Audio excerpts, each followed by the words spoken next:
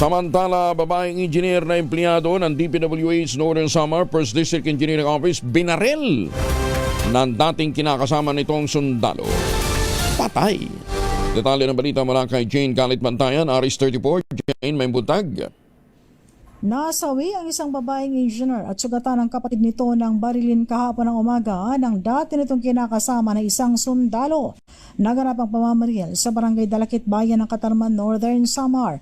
Ang biktima kinilala na si Engineer Karin at kasalukuyang itong empleyado ng DPWH First District Engineering Office.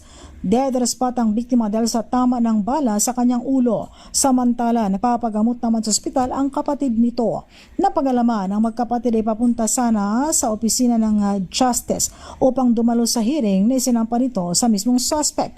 Sa mismong kuha ng CCTV, makikitang nakaupo sa kanyang motorsiklo itong suspect. Maya-maya lamang tumayo ito at tumakbo patungo doon sa kinaroroonan ng biktima at narinig na lamang ang sunod-sunod na putok. Hindi na nakuha sa CCTV ang actual na pagbaril. Dead on spot ang biktima matapos ang matining tama ng bala sa ulo.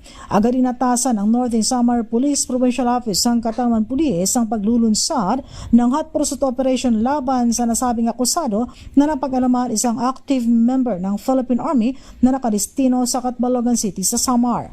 Kinilala ito sa kanyang pangalan na si Jerome Tejero. Nakapost rin sa social media ang mukha nito.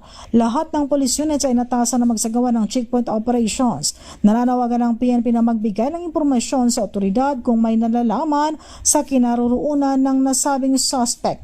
Kasalukuyan pang pag-iimbestiga ng otoridad sa nasabing insidente. Mula sa Aksyon Radyo Katarman, RH34 Jane Galit Bantayan ng DZRH. Una sa Pilipinas, una sa Pilipino. Daghang salamat.